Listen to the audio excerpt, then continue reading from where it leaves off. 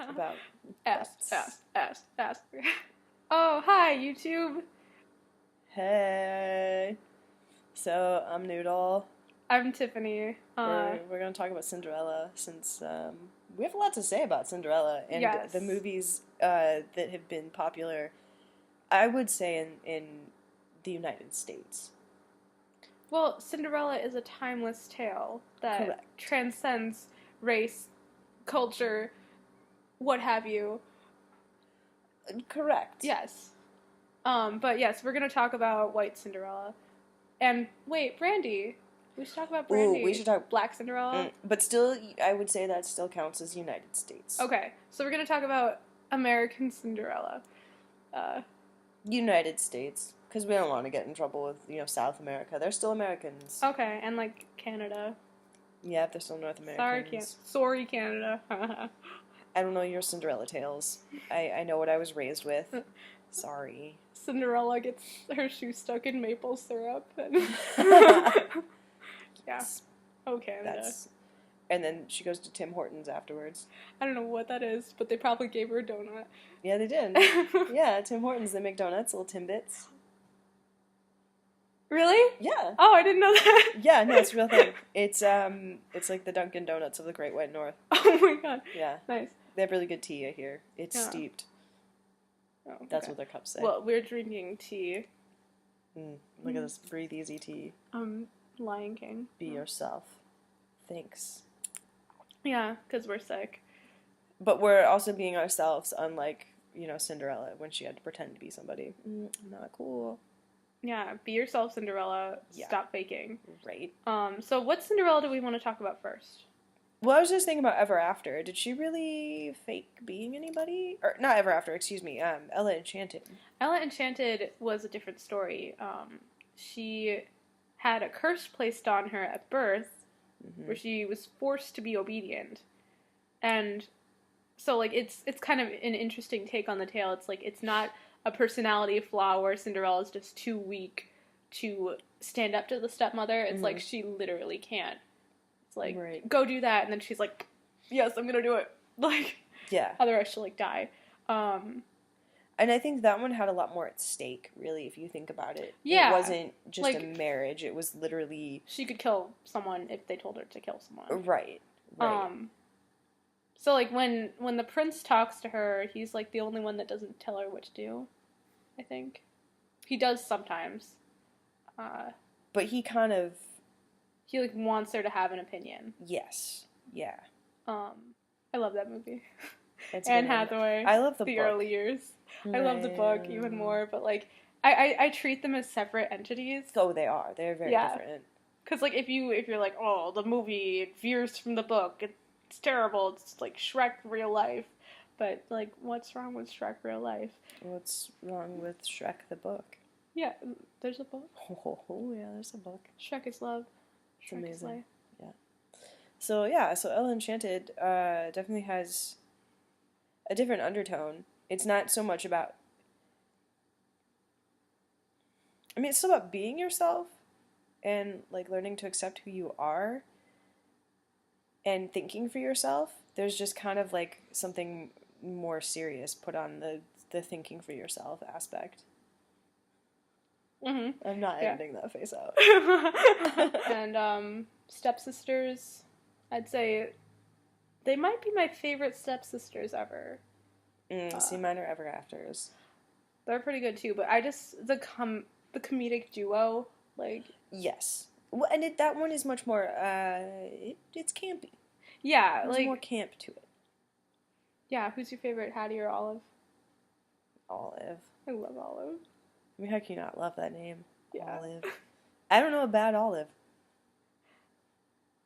Yeah. I mean, you got Hattie and Olive. You got Olive from Little Miss Sunshine. Olive from Popeye. Olive oil. Olive oil. Olive Pendergast from Easy A. Fun fact, my boyfriend's cat name is Olive. See? Good olive. Yeah. I like black olives. I like green olives. Don't discriminate. Kalamata olives. All olives are created equal. So then we have Ever After as another Cinderella story. Literally A Cinderella Story is starring Drew Barrymore. Mm-hmm. And Angelica Houston. Yeah. And Melanie Linsky, who I have to say, sorry, go ahead. She's my favorite stepsister. Jacqueline? Yeah. Yeah. I feel like Drew Barrymore has gotten better looking as she's gotten older. Do you agree?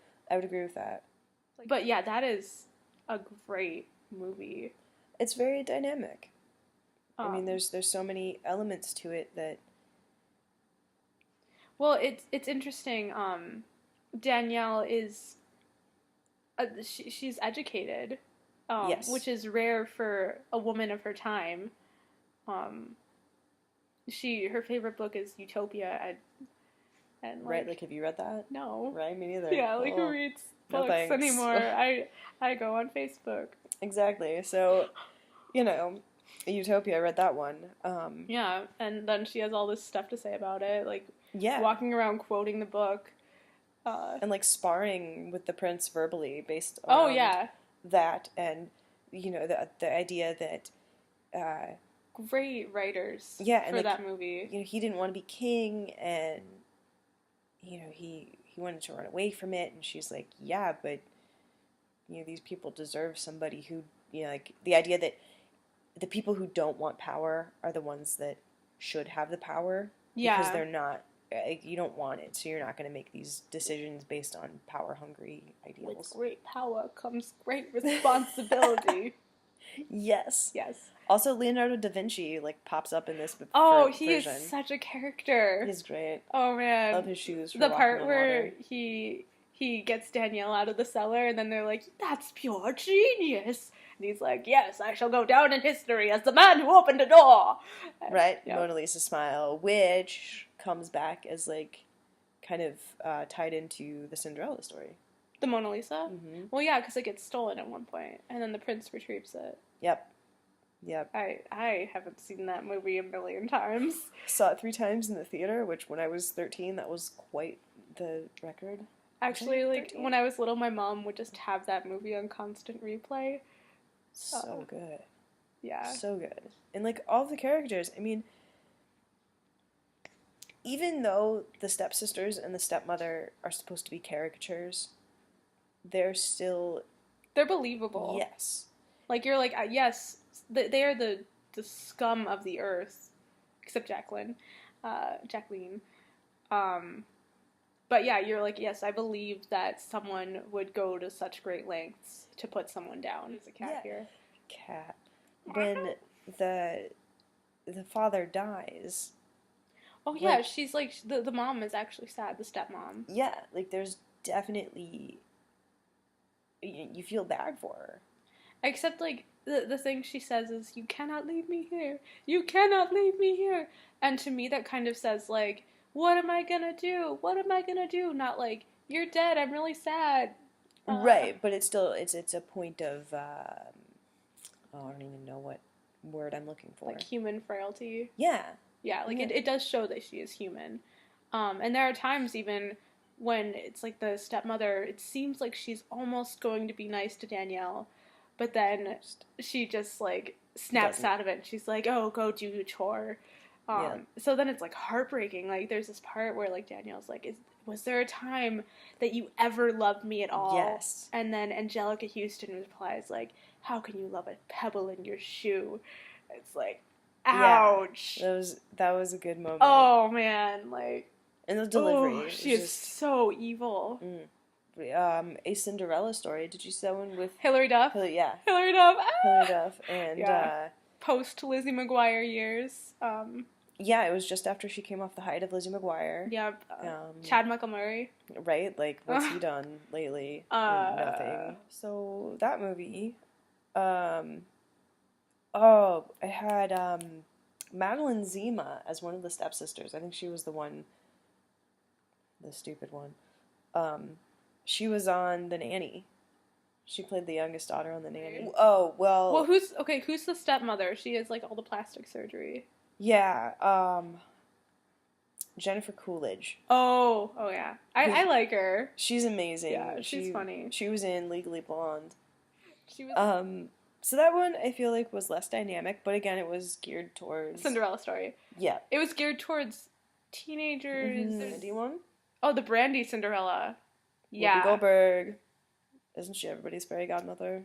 Whoopi Goldberg? No, Yeah. she's not the fairy godmother. She's the fucking queen. Right. Whitney Houston. That's it, sorry. Is the fairy godmother, my and bad. she's like, that's my Whitney impression. That's awesome. I think that Whoopi Goldberg's still my queen, so. Actually, it might be Queen Latifah. Queen Latifah. Sorry, Whoopi. Yeah. It's Queen Latifah. That one is actually based on the Rodgers and Hammerstein Cinderella. So it's a full-out musical. They have all the same songs and everything. I think they had a pretty small budget though, because like it was TV. Yeah, wasn't it? There's like a scene with all this food, and all the food is clearly like plastic. But they did like pull in like legit dancers. There's like some big dance sequences, and it's very well coordinated. Okay, good. Choreographed. I saw it when it was on TV, the original run. Yes. I Bernadette Peters plays the stepmom, and her comedic timing is perfect. Bernadette. Oh my god. And the stepsisters are so zany. Beautiful singing, beautiful dancing. I think their costumes were quite lovely as well. Yeah, and I'm not a fan of the glass slipper. They went for a very plain slipper.